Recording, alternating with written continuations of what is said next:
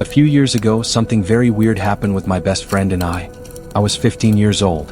One night I decided to sleep over at my friend's house.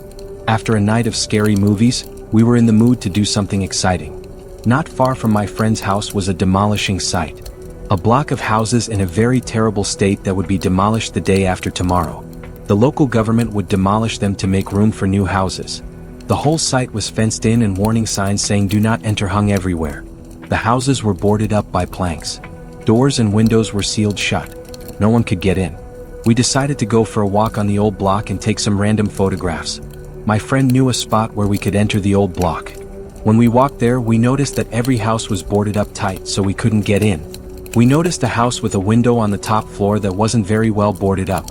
We could see into the room. We took a photo with a digital camera. Later, we went home and took a look at the pictures we made. Suddenly, we came across the photo of the window. We saw a woman dressed in a brown raincoat with white skin and black hair as long as we could visibly see. The woman looked very sad. We hadn't seen any woman up there when we took the picture. Moreover, the windows and doors were boarded. We went back to the house to see if that was correct. After investigation, it really was. Everything was tied shut, and there was no woman. This story isn't mine, but rather of my friend from Japan. I'll call him Rita. It happened back when Rita was only about 11 or 12 years old. Rita was a rather attractive kid and had his fair share of admirers. One girl was extreme with her crush, though. I'll call her Ayano. Ayano was a lot older than Rita. She was 17. She was an acquaintance of Rita and lived down the road from him. Rita hadn't thought much of her until she started stalking him every day and every night. She would be following him one way or another, whether it be in person or online. Rita first started getting the creeps when she would start messaging him over 20 times a day. Stuff like "Be safe, are you alright? Sleep well," etc. This was a little weird, but he overlooked it. Then the messages started getting creepier. Instead of the usual checkup emails, they got more personal. Things like, "You should eat your lunch if he skipped lunch," or "I think your sister is hungry," when his little sister was crying. Rita stopped using both his phone and social media at this point, but it doesn't end there. Rita's mother was almost never home, so he was frequently looked after by babysitters. One day he had a new babysitter. It was Ayano. Nothing was particularly strange as she looked after him and his siblings, but she did get a lot closer to his mother than he would like. One day at school, Ayano approached Rita and told him that his mother would be out of the country for a week, and that she told her to let Rita stay at her house. Rita was hesitant at first, but hey, it was his mother's wish. He couldn't go against that. Ayano told him that his mother had already left, so he could go home with her after school that day. Rita reluctantly agreed and went home with her. When he got there, her parents weren't home. Things get a little blurry here as my friend choked up telling the story, as it still scares him today. He said Ayano would play weird games with him. Stuff like family, where she insisted she was the wife and he was the husband, as well as things like cops and robbers and games to see who would get scared first, where she would blindfold him and leave him in a silent room for hours on end. He was 5 days into staying at her house, and Ayano had gone to her part-time job. She had left the doors locked and the windows were too high to jump from, so he just stayed in front of the TV, where he saw a chilling news report. It was a missing child report, the missing child being him. Before he had the time to catch the number to call, the TV switched off, and Ayano was standing behind him with the remote in her hand. Rita had freaked out, crying and screaming. Ayano held him, but he managed to wiggle from her grasp just in time to open a window and cry for help. Luckily for him, a couple were walking past, heard his cries and called the police. Within an hour, police arrived and found him locked in her bedroom with a blindfold and his hands tied. Due to Ayano still being a minor, Rita is unsure of what happened to her. He says he only remembers the police taking her away while his mother was hugging him. He moved to Australia after this and hasn't seen his kidnapper since, but he still cowers at the sound of her name. About 5 years ago, I lived downtown in a major city in the US. I've always been a night person, so I would often find myself bored after my roommate, who was decidedly not a night person, went to sleep. To pass the time, I used to go for long walks and spend the time thinking. I spent 4 years like that, walking alone at night, and never once had a reason to feel afraid. I always used to joke with my roommates that even the drug dealers in the city were polite. But all that changed in just a few minutes of one evening. It was a Wednesday, somewhere between 1 o'clock and 2 o'clock in the morning, and I was walking near a police-patrolled park quite a ways from my apartment. It was a quiet night, even for a weeknight, with very little traffic and almost no one on foot. The park, as it was most nights, was completely empty. I went down a short side street in order to loop back down my apartment when I first noticed him. At the far end of the street on my side was the silhouette of a man dancing. It was a strange dance similar to a waltz, but he finished each box with an odd forward stride. I guess you could say he was dance walking, headed straight for me.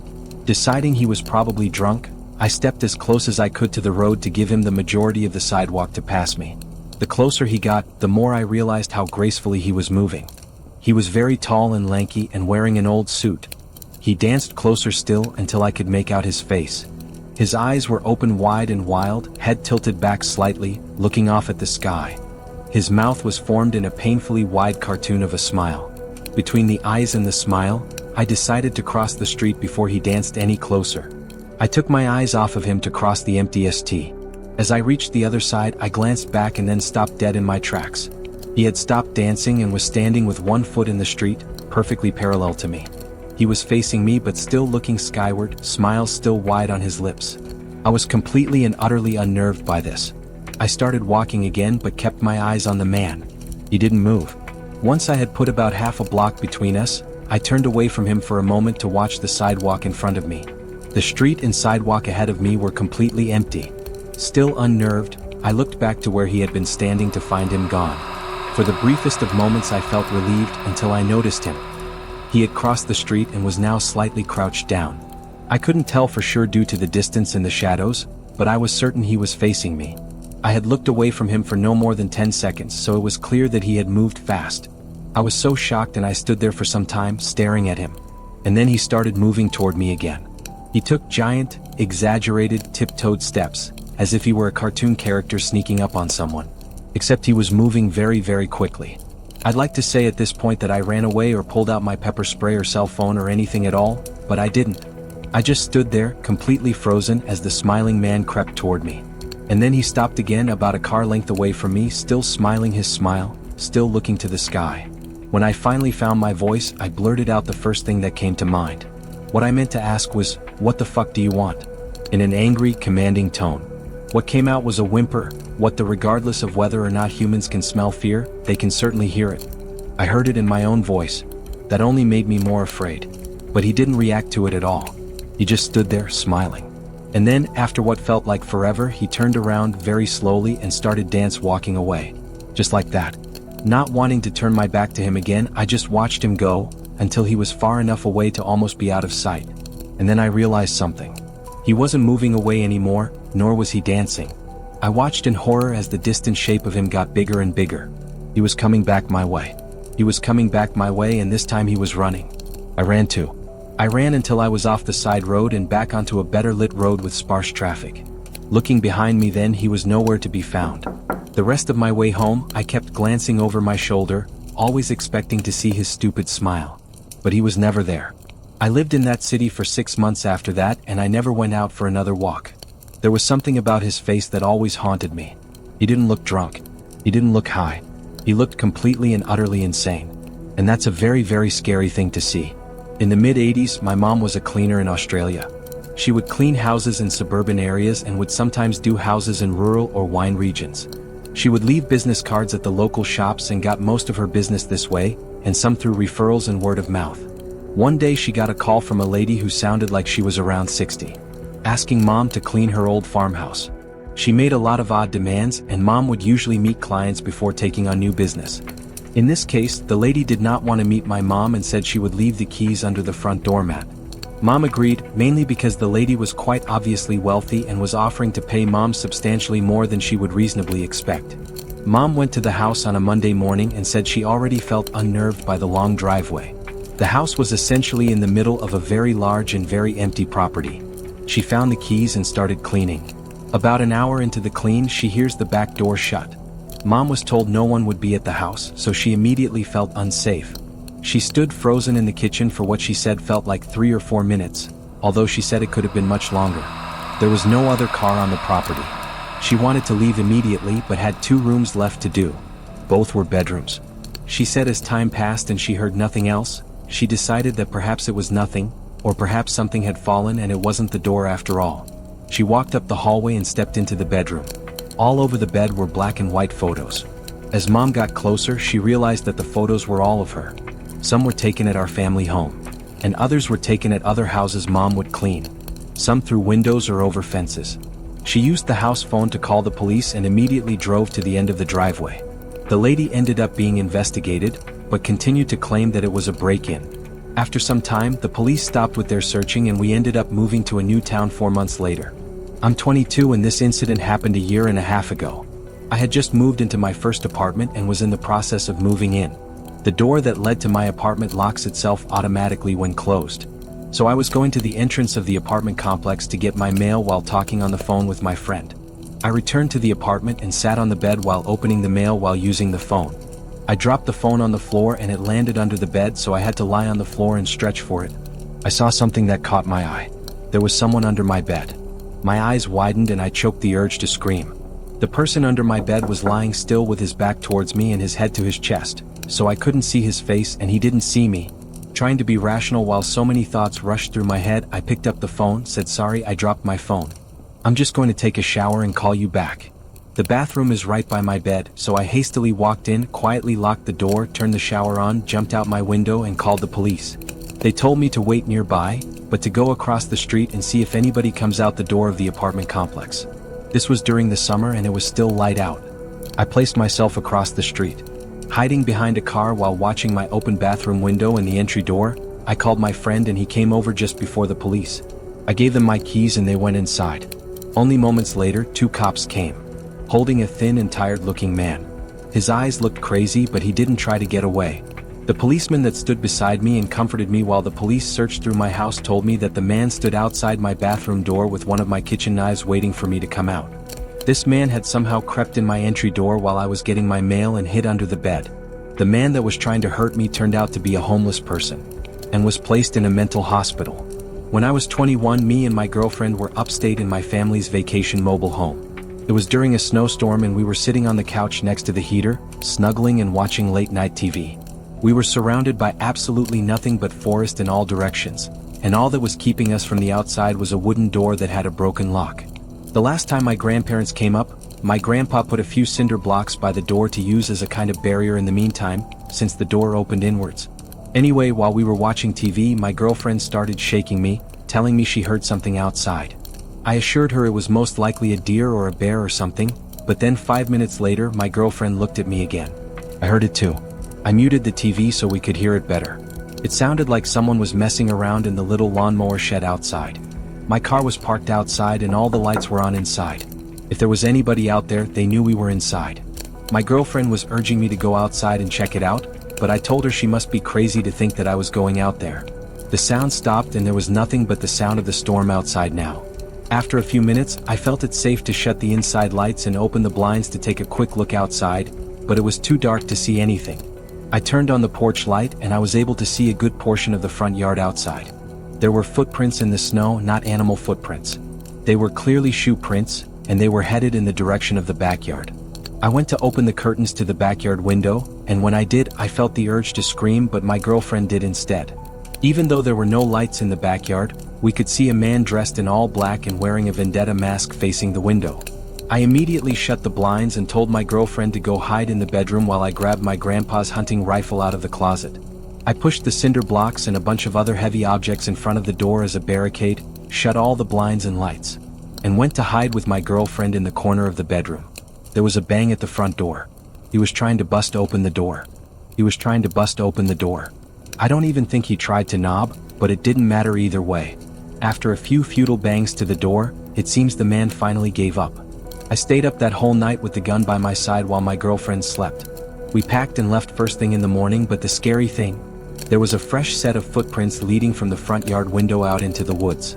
I haven't been up there since, but my grandparents have, and they said that there was no sign of a break-in or anything missing. I don't plan on ever going back up there. Back when my grandma was still alive, I would always walk down the block to her house every day to help with various chores. There was this one day that I walked over to her house the same time I always did and decided to let myself in. I was surprised she left the door unlocked. She was a very paranoid old lady and normally kept everything locked. I saw her bedroom door was opened upstairs and I heard her opening and closing drawers and cabinets. I walked upstairs calling Grandma, and as I was about 5 feet from the door, she slammed her bedroom door shut. I knocked, asking if everything was alright, and at that moment my cell phone began to ring. It was my grandma's phone number. I was so confused, but I picked up the phone anyway.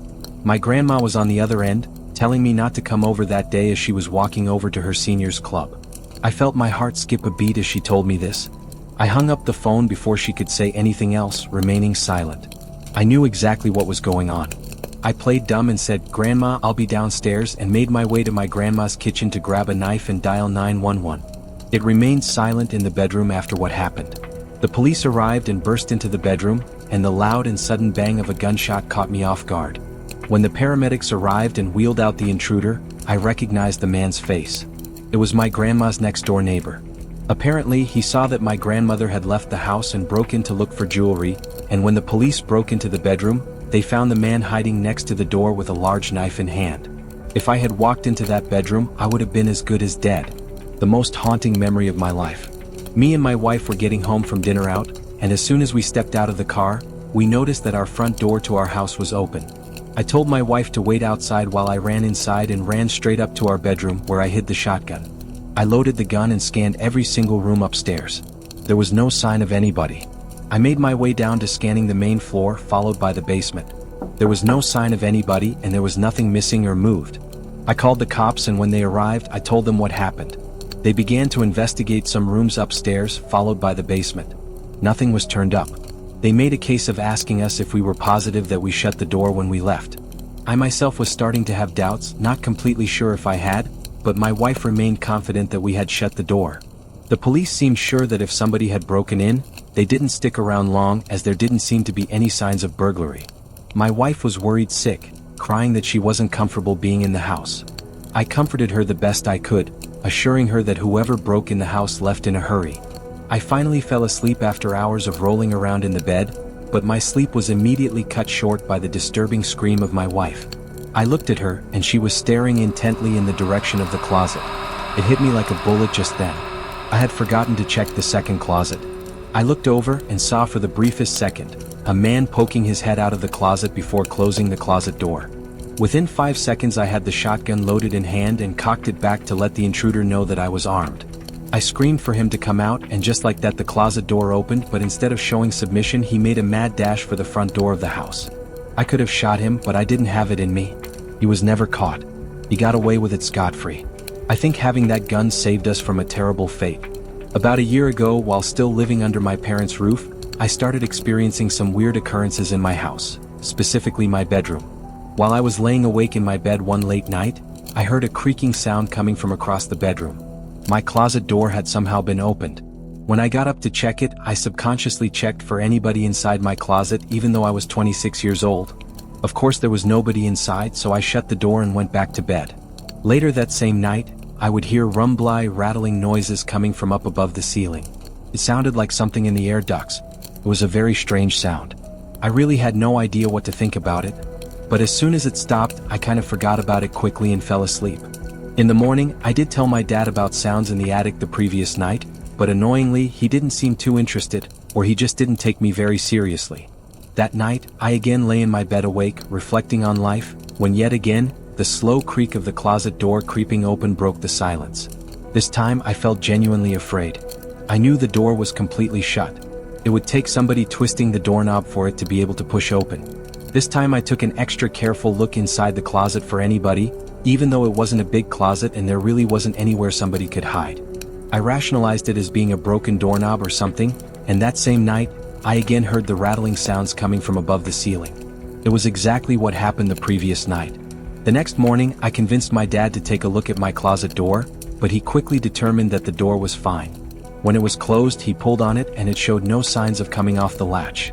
Of course, he suggested that I was simply leaving the door unlatched. But I knew I wasn't. That night, I sat up, waiting for it to happen again. And right on cue, the closet door creaked open. I waited for the sounds above the ceiling, but there was just a long silence. I turned on my lamp and looked up to the air vents in my room, and I screamed at the top of my lungs.